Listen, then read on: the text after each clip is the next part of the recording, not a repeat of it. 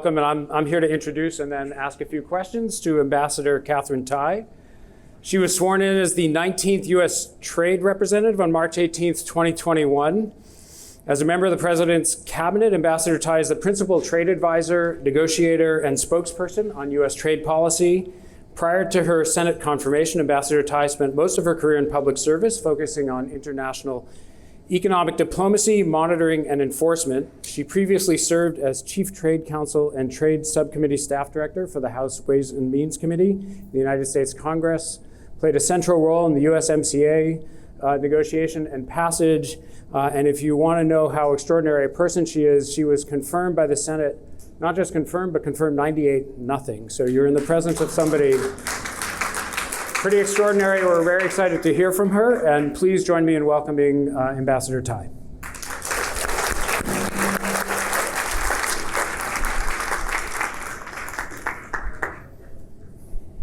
Well, good afternoon, everyone, and it's great to be with you here today. Thank you, Mike, for that very kind introduction.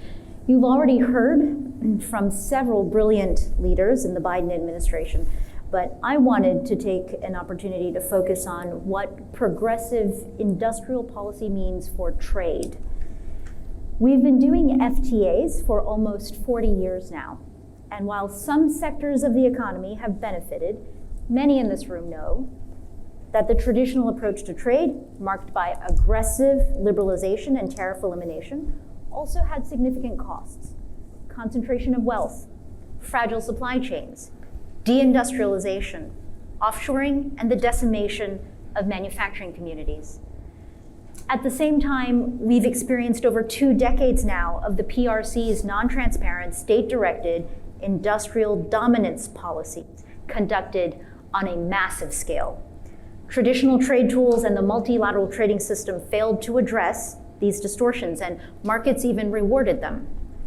The global impacts of these policies have profoundly limited the ability of workers and industries in open markets and free societies like ours to thrive or even to survive. And this has led many people to view trade and globalization with increased hostility and to a lack of confidence in our very institutions. Heightened economic insecurity, the pandemic, and Russia's invasion of Ukraine have pushed us to re-examine our approach to trade. The need for correction is clear, and industrial policy is an important part of that rebalancing effort. But here's something that I hear from partners abroad, as well as critics here at home, that this new focus on industrial policy in economies like ours will result in the global economy devolving into a kind of state of nature where might makes right. That the most developed economies are working toward a world where countries only look after themselves. That is not the Biden administration's vision. As I met with my counterparts for the G7, ASEAN, the G20, and other engagements, I've heard a lot about the need for trade rules and practice that recognize key domestic economic priorities. And I've also heard the need for us to work together so that we are building a better future together to raise the tide for all of our citizens. We believe industrial policy and trade policy must complement each other if we are going to realize that goal. To get this right, trade has got to be about more than just unfettered liberalization, cheap goods, and maximizing efficiency. Now, we have not sworn off market opening, liberalization, and efficiency, but it cannot come at the cost of further weakening our supply chains, exacerbating high-risk reliances, decimating our manufacturing communities, and destroying our planet. We need to update the playbook and bring more people in so that more get pieces of a bigger pie. We need to address the climate crisis. We need to support workers and working families, ordinary people. We need trade policy to be durable and help us rebuild trust with our communities and rebuild confidence in the fairness of the global economy. So what does complementary trade and industrial policy look like in practice? The EU ambassador to the United States recently told me that when the US and the EU fight, we make headlines, but when we work together, we make history. In the past 18 months, we found positive and creative ways forward in our long-standing Boeing-Airbus dispute and reached an agreement on steel and aluminum trade. Then we started negotiations on the world's first carbon-based sectoral agreement to address carbon intensity and overcapacity in the steel and aluminum sector. This is historic. It will help us achieve our sustainability goals by reducing emissions and defend key industries and jobs. We also launched the Trade and Technology Council last June to enhance our competitiveness, foster innovation, and collaborate on pressing issues like labor and the environment that are so critical to sustainable trade policy.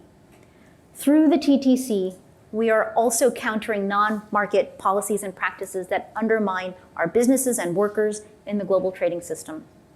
We are actively exploring ways to improve the effectiveness of our domestic measures that address market distorting impacts, and also discussing ways to combat the negative effects in third countries.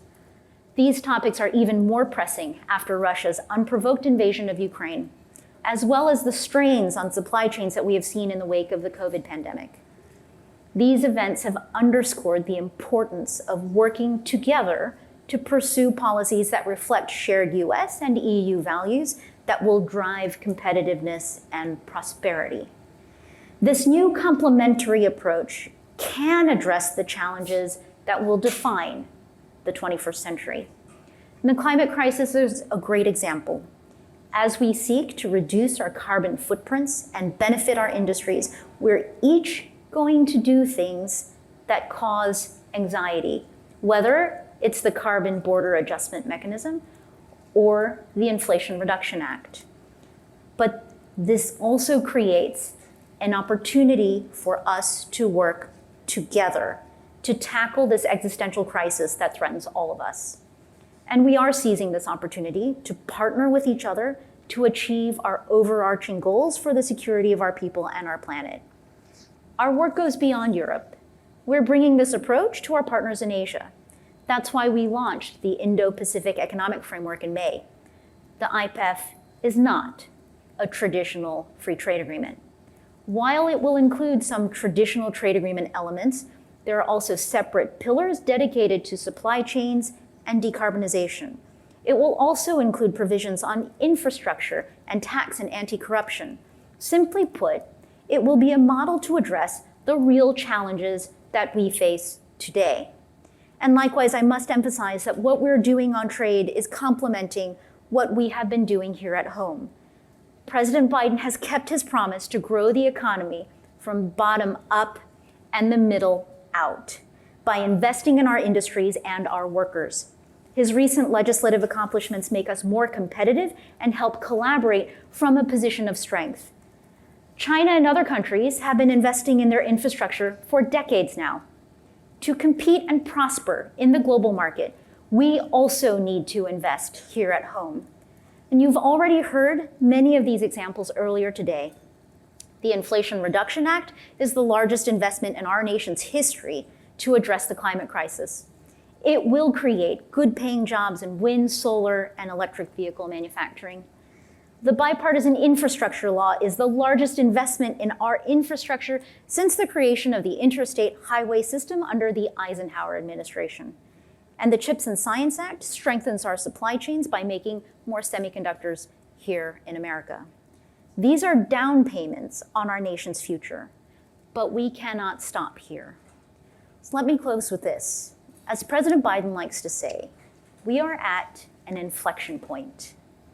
We are done with the status quo, where the benefits are concentrated among big corporate actors and in big non-market economies.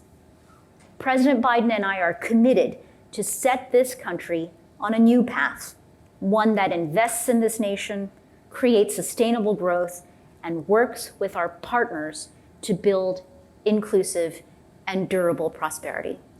Thank you so much.